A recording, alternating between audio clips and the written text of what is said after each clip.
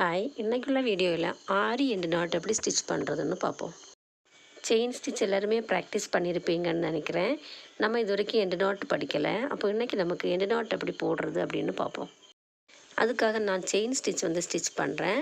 யூஸ்வலாக நம்ம பண்ணும்போது இப்படி செயின் ஸ்டிச் பண்ணதுக்கப்புறமா அதுக்கப்புறம் நம்ம இந்த இடத்துல ஸ்டிச் பண்ணுவோம். எண்டு நாட்டு போடும்போது நம்ம முதல்ல உள்ள ஒரு ஸ்டிச் அப்படி நீட்டி விடணும்.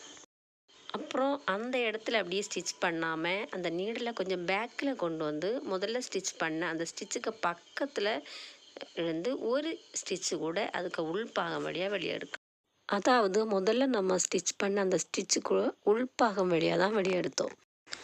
அப்புறமா அந்த ஸ்டிச்சை அப்படியே ஃப்ரண்டில் அப்படியே கொண்டு வரணும். அதுக்கப்புறம் அந்த நீடில் பேக்கில் டேர்ன் பண்ணணும்.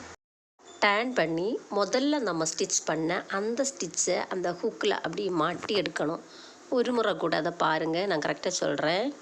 செகண்டில் நம்ம ஸ்டிச் பண்ணோம்ல அந்த ஸ்டிச்சை அப்படியே ஃப்ரண்டில் இழுத்ததுக்கப்புறமா அந்த நீடில் பேக்கில் டேர்ன் பண்ணி முதல்ல இருந்த அந்த ஸ்டிச்சை அப்படியே அந்த ஹூக்கில் மாட்டி எடுக்கணும். எடுத்ததுக்கப்புறம் கீழே கொஞ்சம் இழுத்து கொடுக்கணும். அதுக்கப்புறம் நீடில் ரிலீஸ் பண்ணி கொஞ்சம் கூட இழுக்கும்போது எண்டு நாட்டு கிடைக்கும். மறுபடியும் பாருங்கள், முதல்ல நமக்கு செயின் ஸ்டிச் பண்ணலாம்.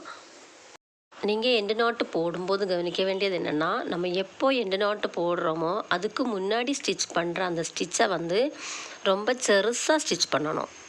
இங்கே பாருங்கள், நான் இப்போ எண்டு நாட்டு போட போகிறேன். அதனால் அதுக்கு முன்னாடி ஸ்டிச் பண்ணுற அந்த ஸ்டிச்சை ரொம்ப சிறிய ஒரு செயின் ஸ்டிச்சாக ஸ்டிச் பண்ணுறேன்.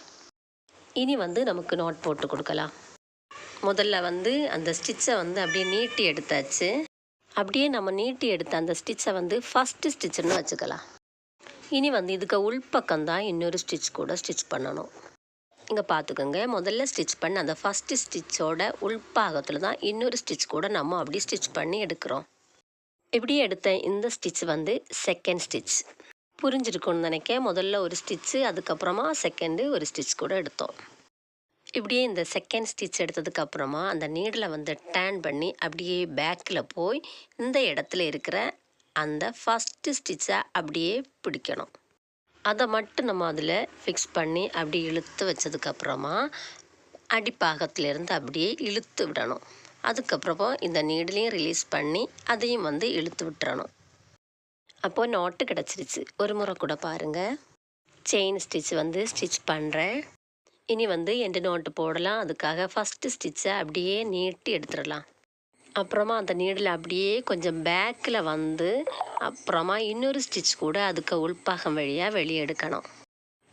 அதையும் அப்படியே கொஞ்சம் நீட்டி எடுத்ததுக்கப்புறமா அந்த நீடில் ஒரு டேர்ன் பண்ணி அப்படியே பேக்கில் போய் முதல்ல எடுத்த அந்த ஸ்டிச்சை அப்படியே அந்த ஹூக்கில் மாட்டி எடுக்கணும்.